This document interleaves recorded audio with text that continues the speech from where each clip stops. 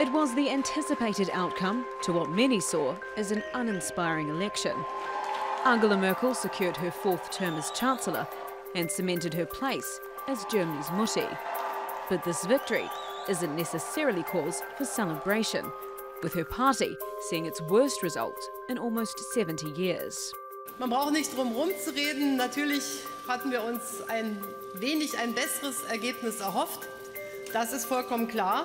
While an expected result, one of the defining features of this election is that for the first time in post-war history, a party on the far right has representation in Germany's parliament. Alternative for Germany, or AfD, received more than 12% of the vote, making it the third largest party in the Bundestag. The AfD campaigned on an anti-immigration, anti-Muslim platform, and many believe its surge in support is a case of voters punishing Merkel for her refugee policy. Wir werden sie jagen.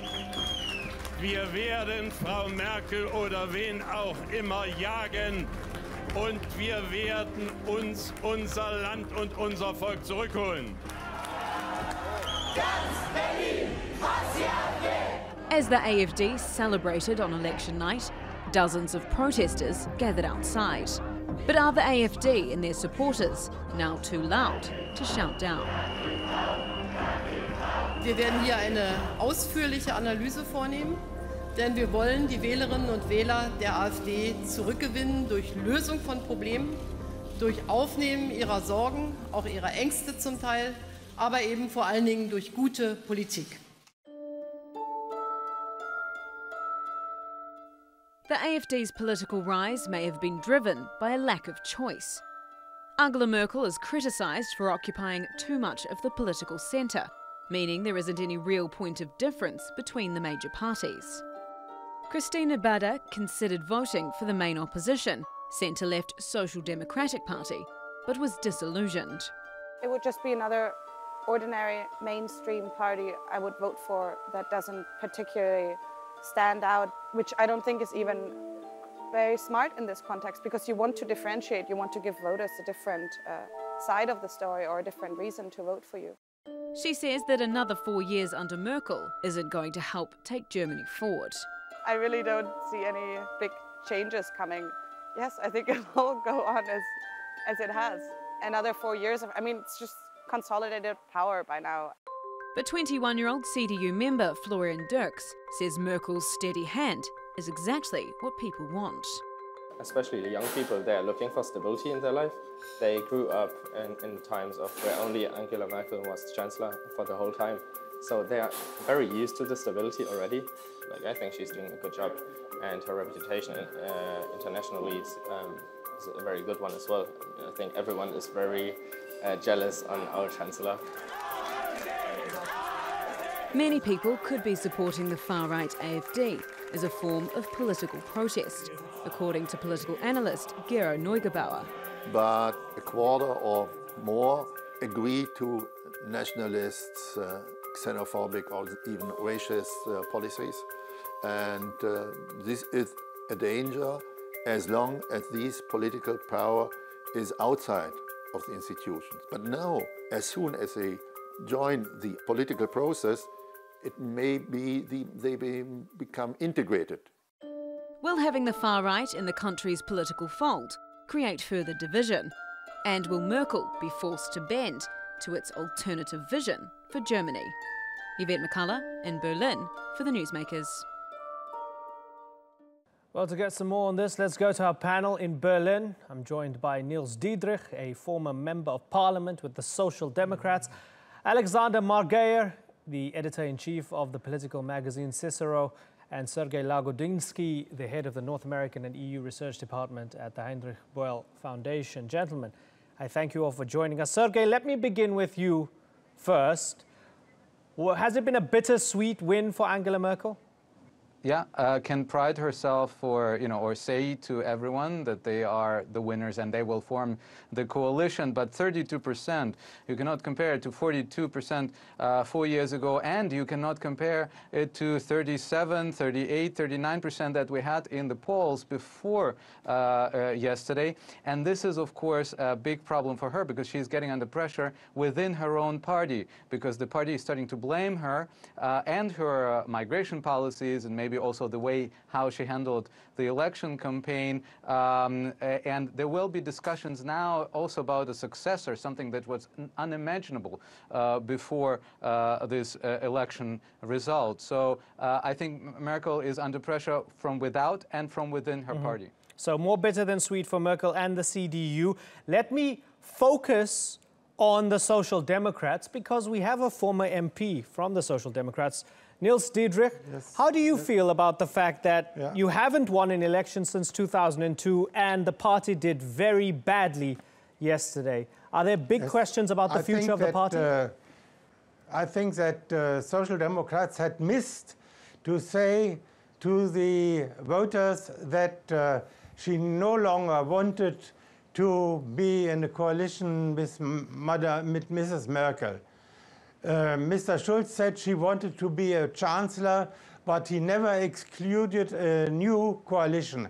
And so SPD lost many voters who didn't want that SPD would be any longer in a coalition with Christian Democrats. Alexander Margeyer, the center didn't do too well, and the fringes seem to have benefited, especially the AfD. Is the AfD's celebration warranted? Warranted? Well, to be honest, okay, the AfD made big points yesterday. In fact, I mean, they ended up with like 13%, which is really a lot if you consider the fact that the elections 4 years ago, they just made 4.5%. So it's a big victory, in fact, for the AfD. But just today, they already started like to fight with each other. So it's a very unstable party. The coalition, which is going to be in the Bundestag, so in the parliament, is going to be very unstable. And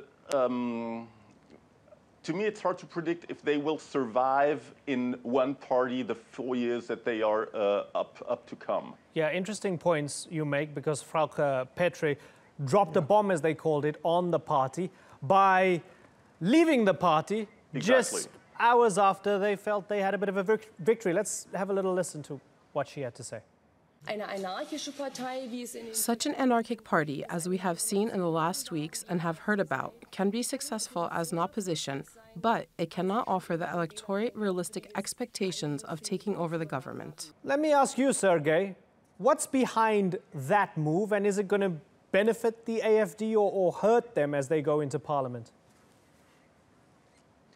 Well, it's definitely going to hurt them. Frauke Petry is probably not going to leave alone. There had been rumors before the election day that Frauke Petry might, if the party gets enough seats in the parliament, then she would have enough supporters, so those from the moderate, the so-called moderate gang within the AfD party, and they would probably leave the parliamentary group. This would, of course, weaken the group just in terms of numbers. But she has to have around 37 members of the parliament to follow her in order to have the officially recognized parliamentary group size. So it will depend on whether she will leave alone indeed. Then it's not a big loss for the party. They don't want her anyway. They've been struggling with her and fighting with her all the time. But if she manages to capture more than that, maybe these 37, 34 people, depending on the count, then she will probably be able to do a lot of damage. And it's also a group which can also go maybe and support certain initiatives of the government and maybe support others. So there will be some mess going on in the Bundestag on that front. Yeah, talking about a mess and coalition options, because there wasn't a broad mandate, there's all sorts of permutations and speculations about who's going to be whose friend when it comes to actually forming a government. Niels Diedrich, how do you see that playing out? Who is Angela Merkel going to turn to in order to form a government? There's only one possibility for Madame Merkel to form a government. This is with the Green Party and the Liberals. And since it will be a four-party coalition, we have in the Christian Democrats the Bavarian part, which is an own party. So such four parties have to compromise on a program. And I think this will be difficult, but not impossible. Since the Green Party and the Liberals have special points, I think that Madame Merkel is able to compromise and give them something what they wish. So I think that we will have a liberal, green, Christian Democrat coalition under Mrs. Merkel.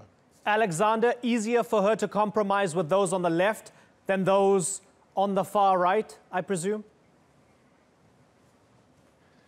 I don't think that it's, the problem is not that Angela Merkel has to compromise with the Green Party or with the Liberals. The problem will be how do you get the Liberals and the Green Party into one coalition? And this is not going to be easy at all. Yes. Because, as you might know, the Liberals are more on the right than the Christian Democrats, and the Green Party is more on the left. So you have more or less antagonists, and it might turn out to be very difficult to put them together in a stable coalition. And you have to add the fact that the Liberals just made it back in the parliament again after they were not elected 4 years ago. So they are not really experienced, and they are especially not experienced in governing. So that might be really difficult, and I don't think that this coalition, which we call Jamaica for the colors green, black, and yellow, will really turn out to happen. Niels Diedrich, let me ask you a little bit about the AfD, because after the election they said, we're going to take back our country and our people, we're going to hound Angela Merkel, we're against foreign invasion. 13% of Germans who voted for them. So many people on the outside going, with Germany's history, how on earth can people choose a far-right political party? Or, you know, some of their members have flirted with neo-Nazism, and they've given a little nod and a wink every now and then that they like the Nazis. If I had to ask you to sort of, in essence, explain to me, what did those 13% of Germans vote for when they voted for the AfD? Yeah. Yes, I think that those 13–14% of Germans who voted for the AfD voted not for the AfD, but a majority of them voted against the ancient parties, against the Christian Democrats, against the Social Democrats, and against the Linkspartei, the left-wing party, too. This is, we had a strong movement in Eastern Germany where many people left their traditional party and went to the AfD.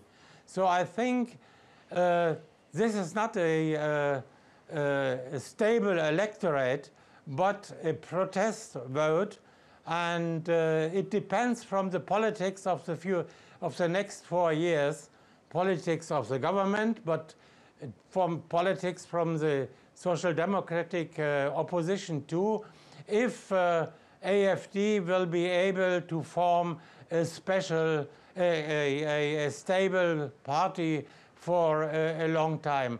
I estimate that in 2 or 3 years, this party will have some problems to consolidate. Now, even if they do have problems to consolidate, let me bring in Sergei here. Sergei, let the AfD be the AfD, but if Merkel lost so many voters due to it being a protest vote, as has been said, wouldn't she be bending towards trying to reclaim those voters? Their appetite's been whetted by talk of no immigration, we don't like Muslims, we don't want our borders open. Will she be adjusting her policy in order to win those people back? Merkel cannot adjust anything now because she doesn't have a coalition partner.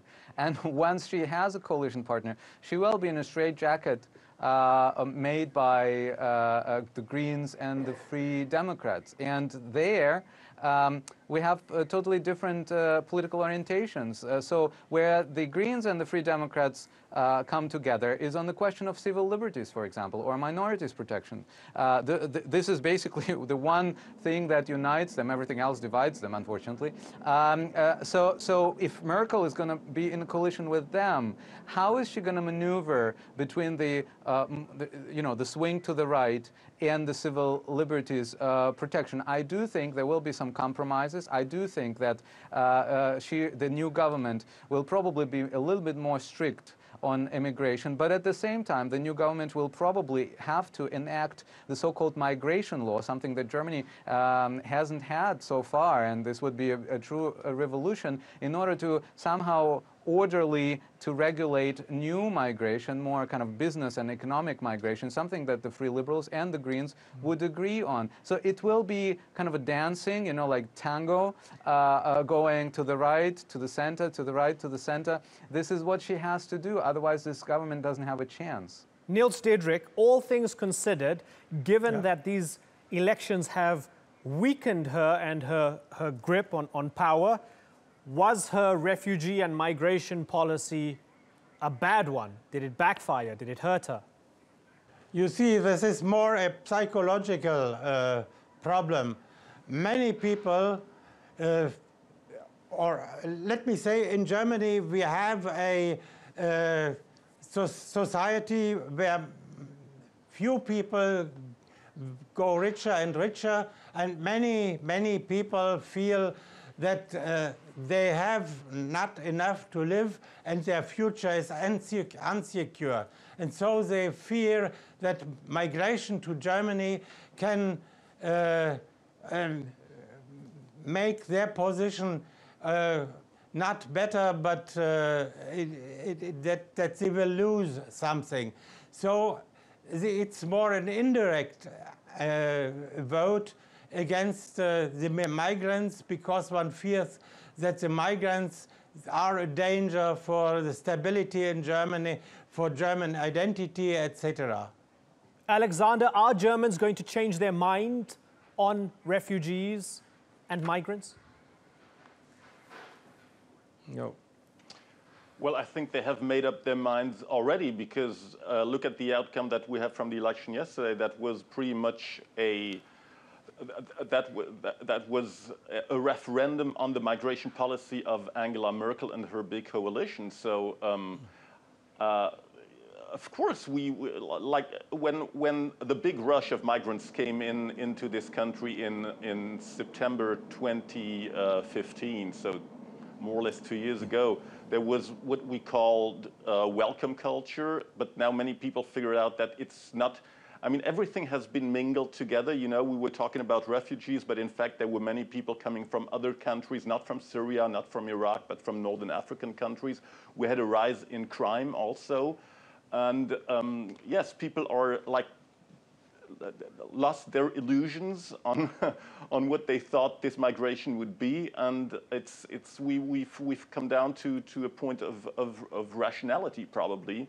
But I don't think that people are going to change their minds from now on just because we had the election that we had yesterday. Right. Sergei, so as was mentioned, there's a small AfD presence in the Bundestag. The fringes are restless. The center has lost some power. There'll be some coalition making and building. It will be messy. It'll be a little bit chaotic. Is it an exciting time in German politics, or is it a worrying time in German politics? The worrisome aspects we all expected.